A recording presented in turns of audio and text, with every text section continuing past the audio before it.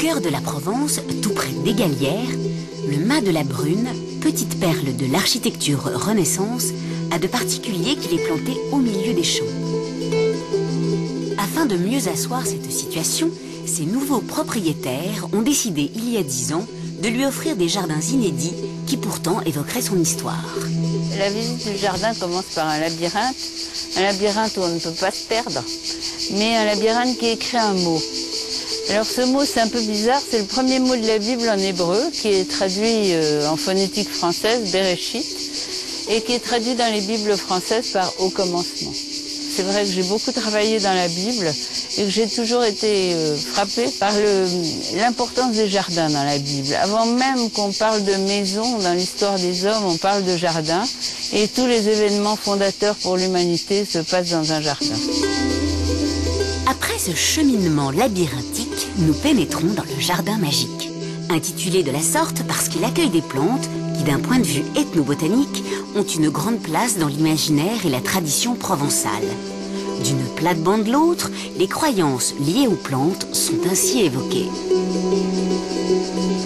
Chaque carré contient une plante magique.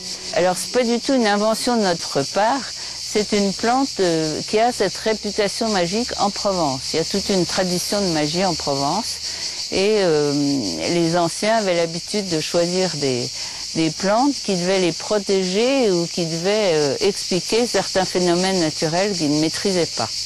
Donc toutes ces plantes, je ne promets pas que ça marche à tous les coups, mais elles ont toutes leur petite histoire et leur réputation magique. Vient ensuite un autre jardin que ses créateurs ont voulu consacrer à une évocation de l'alchimie, manière de rendre hommage à cette maison de la Renaissance et de relever cette hypothèse selon laquelle un de ses bâtisseurs aurait lui-même versé dans cette science occulte dont les symboles nous échappent aujourd'hui. L'alchimie, donc ce que tout le monde sait, c'est que c'était la recherche de l'or. Les alchimistes espéraient trouver un jour cette pierre philosophale qui devait leur permettre de transmuter le plomb en or. Et cette recherche passait par 3 étapes qu'on appelait les 3 œuvres. L'œuvre au noir d'abord, l'œuvre au blanc et l'œuvre au rouge. Ensuite, nous avons découvert quelque chose qui était beaucoup plus important pour les alchimistes et leur but premier, c'était une recherche du sens de la vie de l'homme. L'œuvre au noir, sa finalité est de séparer le pur de l'impur. Il correspond au premier âge de la vie et à la matérialité. Le nouveau-né est placé sous le signe de Saturne auquel sont associés le chiffre 5, celui de l'homme, et le nombre 11, symbole du commencement. Le sol, la mise en place, le choix des plantes évoquent toutes ces données. L'œuvre au blanc s'attache à figurer l'âge du développement de l'intellect et de l'affectif. Les rosiers blancs évoquent la séduction. 7 dalles en pierre de Tavel symbolisent la lune à laquelle un bassin rond est dédié afin qu'elle s'y reflète. L'œuvre au rouge, ou grande œuvre, est l'aboutissement de la quête de l'alchimiste. Il est placé sous le signe du soleil, le chiffre est le 9, le plus grand, le nombre est 33, il signifie l'universalité, figuré ici par autant d'alignements de rosiers. Enfin, tout se cristallise autour d'un étrange bassin. Ce bassin est très important dans le jardin. Les visiteurs, leur première réaction, c'est de me dire que c'est l'étoile de David. En fait, pas du tout. Le symbole de la pierre philosophale était l'hexagone, qui est dessiné par le croisement de 2 triangles équilatéraux qui représentent le monde du ciel et le monde de la terre. Et l'endroit où ils se réunissent, c'est-à-dire cet hexagone, c'était ça la pierre philosophale.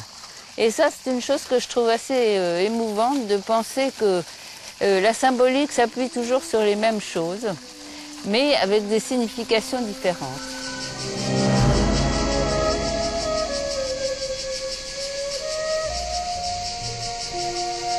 Je trouve que c'est important aussi qu'un jardin, d'abord, puisse raconter quelque chose et ensuite puisse apprendre quelque chose aux gens qui le visitent.